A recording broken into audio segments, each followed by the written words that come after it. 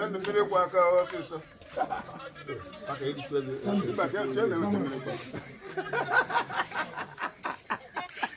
Like I mean, also get to that with 10 million. I washed my hands spiritually. I want to go. You could go